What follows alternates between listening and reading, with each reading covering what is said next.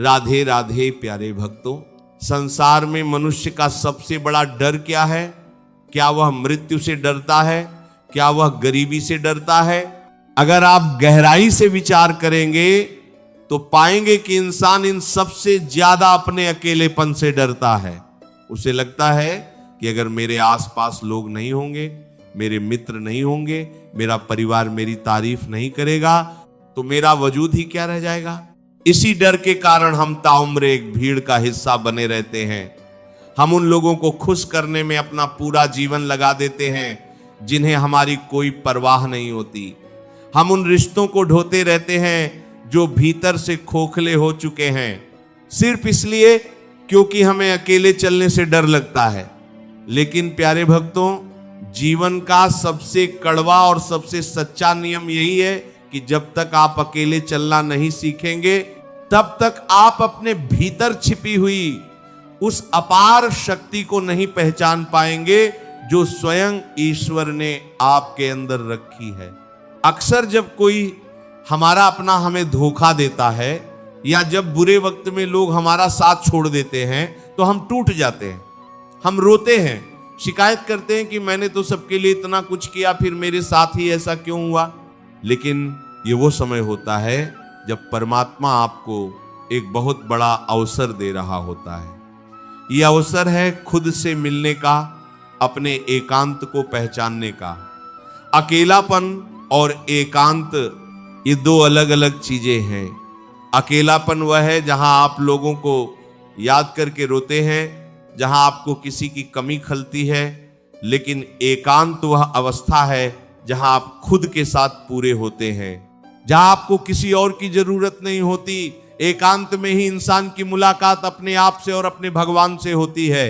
श्री कृष्ण हमेशा यही समझाते हैं कि तुम इस संसार में अकेले आए थे और तुम्हें अकेले ही जाना है, तो फिर इस बीच के सफर में इतना मोह क्यों?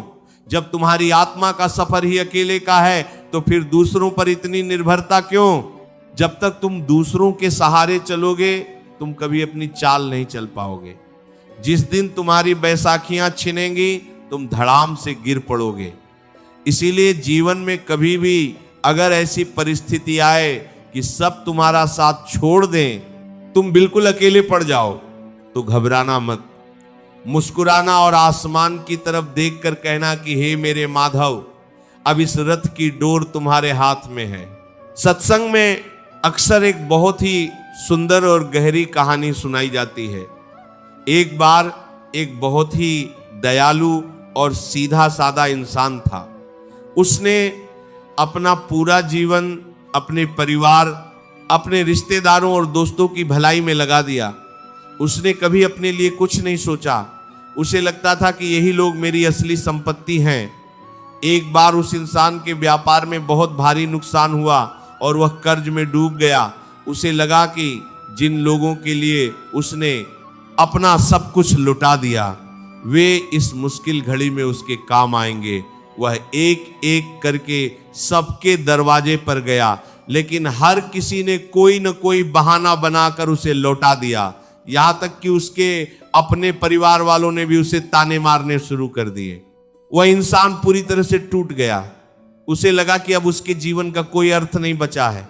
निराशा में डूबा हुआ वो गांव के बाहर एक नदी के किनारे जाकर बैठ गया और फूट फूट कर रोने लगा। तभी वहां से एक पहुंचे हुए महात्मा गुजर रहे थे। उन्होंने उस रोते हुए व्यक्ति को देखा और उसके पास जाकर उसके कंधे पर हाथ रखा।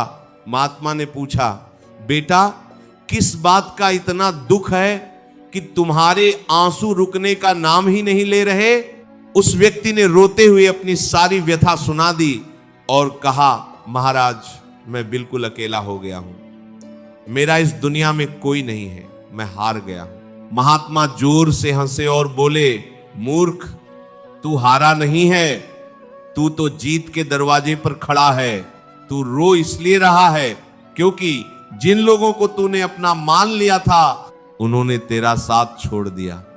लेकिन सच्चाई तो यह है कि वे कभी तेरे थे ही नहीं।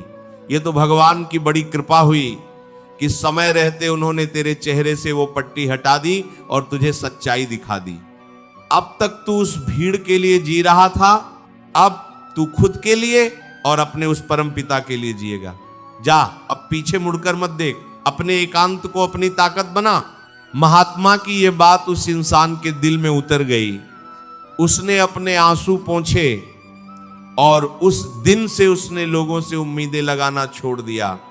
उसने दिन रात कड़ी मेहनत की।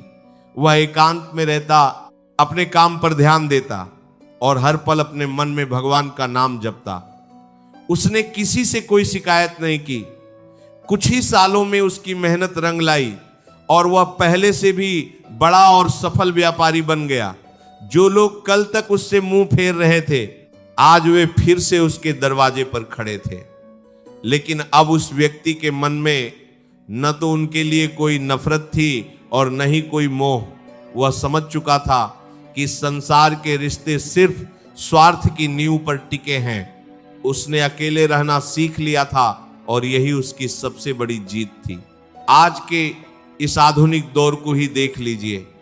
इंसान के पास फोन में हजारों नंबर हैं, सोशल मीडिया पर हजारों दोस्त हैं, लेकिन जब वह रात को रोता है या किसी गहरे दुख में होता है तो उसके आंसू पोंछने वाला, उसके मन का बोझ हल्का करने वाला कोई एक सच्चा इंसान उसके पास नहीं होता। ये कैसी भीड़ है जिसे हमने अपने आसपास इकट्ठा कर लिया है।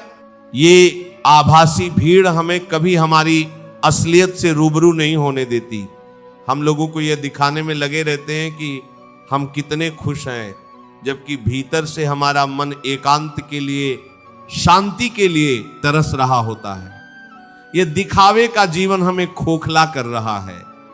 जब तक आप इस बाहरी शोर से खुद को अलग नहीं करेंगे, तब तक आप उस आंतरिक संगीत को नहीं सुन पाएंगे जो ईश्वर ने आपके भीतर बसाया है। एक मूर्तिकार की कहानी इस बात को और गहराई से समझाती है। एक मूर्तिकार एक बार जंगल से 2 बड़े पत्थर लेकर आया। उसने पहले पत्थर पर छेनी और हथौड़े से वार करना शुरू किया। कुछ ही चोटों के बाद उस पत्थर से आवाज आई, मुझे मत मारो, मुझे बहुत दर्द हो रहा है, मुझे छोड़ दो। मूर्तिकार को दया आ गई। उसने उस पत्थर को एक कोने में रख दिया और दूसरे पत्थर को तराशने लगा। दूसरे पत्थर को भी छेनी, हथौड़े की भयंकर चोटें सहनी पड़ी, उसे भी दर्द हुआ, लेकिन वह चुपचाप एकांत में उस दर्द को सहता रहा। वह न तो रोया और न ही उसने किसी से मदद मांगी। कई दिनों की एकांत और पीड़ा भरे संघर्ष के बाद वह दूसरा पत्थर एक बहुत ही सुंदर भगवान की मूर्ति में बदल गया। कुछ दिन बाद गांव वाले उस मूर्ति को ले जाने के लिए आए ताकि उसे मंदिर में स्थापित किया जा सके। मूर्ति ले जाते समय उन्हें याद आया कि नारियल फोड़ने के लिए भी तो एक पत्थर चाहिए। उनकी नजर उस पहले पत्थर पर पड़ी जो दर्द सहने से डर गया था। वे उस पत्थर को भी साथ ले गए। अब जिस पत्थर ने एकांत में चोटें सही थी, वह मंदिर के भीतर सिंहासन पर विराजमान था और लोग उसकी पूजा कर रहे थे, उस पर फूल चढ़ा रहे थे। और जिस पत्थर ने चोट सहने से मना कर दिया था, वो मंदिर के बाहर रखा गया और हर आने जाने वाला व्यक्ति उस पर नारियल फोड़ने लगा। प्यारे भक्तों, हमारा जीवन भी बिल्कुल इसी तरह है। जब हमारे जीवन में दुख आता है, जब हम अकेले पड़ जाते हैं, तो वह समय उस छेनी और हथौड़े की चोट की तरह होता है। जो इंसान उस एकांत और उस पीड़ा को सह लेता है, जो अपने आप पर काम करता है, वह निखर कर समाज में एक प्रेरणा बन जाता है। लेकिन जो इंसान अकेलेपन से डरकर फिर से उसी भीड़ में भाग जाता है, वह जीवन भर ठोकरें खाता रहता है। भगवान भी उसी इंसान को तराशते हैं जिसमें दर्द सहने की और एकांत में तपस्या करने की क्षमता होती है। जरा स्वयं भगवान श्री कृष्ण के जीवन की ओर दृष्टि डालिए। क्या उनका जीवन आसान था? उनका जन्म कारागार की काल कोठरी में हुआ, बिल्कुल अकेले। जन्म लेते ही अपने माता पिता से अलग हो गए। जब थोड़े बड़े हुए तो उन्हें अपनी यशोदा मैया, नंद बाबा और अपने सबसे प्रिय सखा सखियों को छोड़कर मथुरा जाना पड़ा। उन्होंने उस वृंदावन को पीछे छोड़ दिया जहां उनका बचपन बीता था। उन्होंने अपनी सबसे प्रिय राधा रानी से विदाई ली। धर्म की स्थापना के लिए श्री कृष्ण को बार बार अपनों से दूर होना पड़ा, अकेले निर्णय लेने पड़े। महाभारत के युद्ध में वे अर्जुन के सारथी बने, लेकिन सत्य के उस पथ पर वे मानसिक रूप से बिल्कुल अकेले थे। जब स्वयं भगवान को इस धरती पर आकर एकांत और अकेलेपन की इस भट्टी से गुजरना पड़ा, तो फिर हम आम इंसानों की क्या बिसात। हम क्यों उम्मीद करते हैं कि हर कदम पर कोई हमारा हाथ पकड़कर चलेगा। कर्म का नियम भी हमें यही सिखाता है, हमारा हर कर्म हमारा अपना होता है। जब हम भोजन करते हैं तो वह हमारे ही पेट में जाता है, किसी और के नहीं। जब हमें बीमारी होती है तो उस शरीर की पीड़ा हमें अकेले ही सहनी पड़ती है। हमारा कोई कितना भी सगा क्यों ना हो, वो हमारा दर्द नहीं बांट सकता। ठीक इसी तरह हमारे जीवन का संघर्ष भी केवल हमारा है। कोई आपको झूठी तसल्ली तो दे सकता है, लेकिन आपके हिस्से की लड़ाई कोई और नहीं लड़ सकता। तो फिर दूसरों के सहारे की ये झूठी उम्मीद क्यों? जब आपको रोना अकेले है, जागना अकेले है, तो फिर लड़ना भी अकेले ही सीखिए। याद रखिए, एक विशाल बरगद का पेड़ हमेशा अकेला खड़ा होता है और वही तपती धूप में हजारों राहगीरों को छाया देता है। लेकिन गमले में उगने वाले पौधे जो एक दूसरे के बहुत करीब रखे होते हैं, उनकी जड़ें कभी गहरी नहीं हो पाती। अगर आपको अपने जीवन की जड़ों को गहरा और मजबूत बनाना है, तो आपको उस बरगद की तरह अकेले खड़ा होना सीखना होगा। लोग क्या कहेंगे, ये सोचना बिल्कुल छोड़ दीजिए। दुनिया का काम ही है कुछ न कुछ कहना। जब आप कुछ नहीं करते तब भी दुनिया आपको ताने मारती है, और जब आप सफलता के शिखर पर पहुंचते हैं तब भी दुनिया आप में कमियां निकालने से बाज नहीं आती। इसलिए लोगों की बातों की परवाह करना छोड़िए, अपने रास्ते खुद बनाइए। जब भी मन में ये विचार आए कि मैं इस दुनिया में अकेला पड़ गया हूं, तो अपनी आंखें बंद करना और महसूस करना कि वह द्वारिकाधीश, वह मुरली मनोहर हर पल तुम्हारे साथ है। वह तुम्हारे जीवन रूपी रथ का सच्चा सारथी है। और प्यारे भक्तों, जिसके रथ का सारथी स्वयं नारायण हो, भला उसकी हार कैसे हो सकती है। धोखा देने वालों को भी अपने हृदय से माफ कर दीजिए, क्योंकि उन्होंने ही आपको यह कीमती सबक सिखाया है कि संसार पर आंख मूंद कर भरोसा नहीं करना चाहिए। जो आपके जीवन से जाना चाहते हैं, उनके लिए सम्मान के साथ दरवाजे खोल दीजिए। किसी से भी प्रेम की, समय की या ध्यान की भीख मत मांगिए। आप कोई साधारण जीव नहीं है, आप उस परमेश्वर की सर्वश्रेष्ठ रचना है। जिस दिन आप अपने एकांत से प्यार करना सीख जाएंगे, उस दिन आप देखेंगे कि यह दुनिया खुद आपके पीछे भागती हुई आएगी। इसलिए प्यारे भक्तों, अपने आंसुओं को पोंछिए, अपने भीतर सोई हुई उस असीम शक्ति को जगाइए।